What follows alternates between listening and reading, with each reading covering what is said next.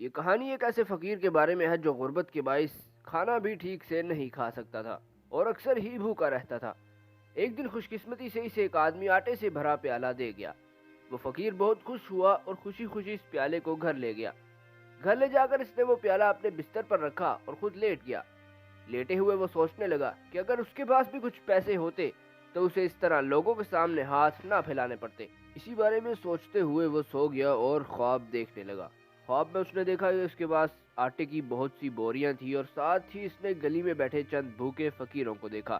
اس نے سوچا کہ مجھے اپنا آٹا بازار لے جا کر اچھے داموں میں بیچنا چاہیے۔ جہاں ایک آدمی نے اس آٹے کی بوری کی قیمت 10 روپے لگائی، ساتھ ہی دوسرے آدمی نے اس آٹے کو 15 روپے میں خریدنے کا دعویٰ کیا، جبکہ تیسرے آدمی نے 20 روپے میں خریدنے کی پیشکش کی۔ اس فقیر نے وہ آٹا تیسرے آدمی کو بیچ دیا۔ آٹا بیچنے کے بعد وہ سوچنے لگا کہ کیا مجھے ان 20 روپوں کی قمیض خریدنی چاہیے یا پھر جوتوں کا جوڑا لینا چاہیے، لیکن اس نے ان سوچوں کو مسترد کیا اور کاروبار کو پھیلانے کے بارے میں سوچنے لگا۔ اس نے ان پیسوں سے سب سے پہلے 2 بکروں کا جوڑا خریدا اور انہیں کھلا پلا کر خوب صحت مند بنا دیا۔ تھوڑے ہی عرصے میں مادہ بکری نے بچے دے دیے اور کچھ سالوں بعد اس کے پاس 10 بکرے اور بکریاں اکٹھے ہو گئے، جن کو وہ بازار لے جا کر اچھے داموں میں بیچ آیا۔ ان کو بیچ کر ملنے والے پیسوں سے اس نے گائے کا جوڑا خریدا۔ کچھ وقت میں مادہ گائے نے بچے بھی دے دیے۔ اب اس کے پاس بہت سے مویشی موجود تھے۔ اس نے اپنے مویشیوں کے دودھ سے دہی، مکھن، گھی وغیرہ بنانا شروع کر دیا اور بازار میں اپنی بیکری کھول لی۔ اس طرح وہ بہت ہی کم عرصے میں کامیاب ترین تاجر بن گیا اور بہت سے لوگ اس سے اپنی بیٹیوں کی شادی کے بھی خواہش مند ہونے لگے۔ تب اس نے سوچا کہ مجھے ان کی بجائے بادشاہ کی شہزادی کو چننا چاہیے۔ خوبصورت آنکھوں اور لمبے بالوں والی شہزادی سے اس کی شادی ہو گئی۔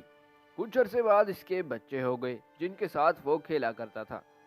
کھیل کے دوران اکثر وہ تھک کے لیٹ جاتا اور اپنی بیوی سے کہتا کہ وہ بچوں کے ساتھ کھیلے، لیکن وہ گھر کے کاموں میں مصروف ہوتی اور بچے دوبارہ اس کے پاس آ کر اسے تنگ کرتے۔ ایسے میں وہ ایک ڈنڈا لے کر اپنے بچوں کی پٹائی کرنا شروع کر دیتا، یہ سمجھ کر کہ وہ اپنے بچوں کو مار رہا ہے۔ وہ فقیر نیند میں اپنا ہاتھ ہوا میں ہلا رہا تھا۔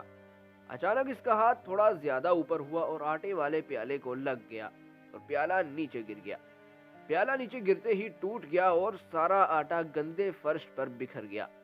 اسی شور سے اس فقیر کی آنکھ کھل گئی اور اس نے محسوس کیا کہ وہاں کوئی بڑا گھر، شہزادی اور بچے نہیں تھے، بلکہ یہ صرف ایک خواب تھا، اور جو آٹا اس نے کھانے کے لیے رکھا تھا وہ بھی گر چکا تھا۔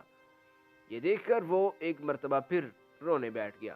دوستو، اس کہانی سے ہمیں یہ سبق ملتا ہے کہ اللہ نے ہمیں جو رزق دیا ہے ہمیں اس کا شکر ادا کرنا چاہیے اور قناعت سے کام لینا چاہیے۔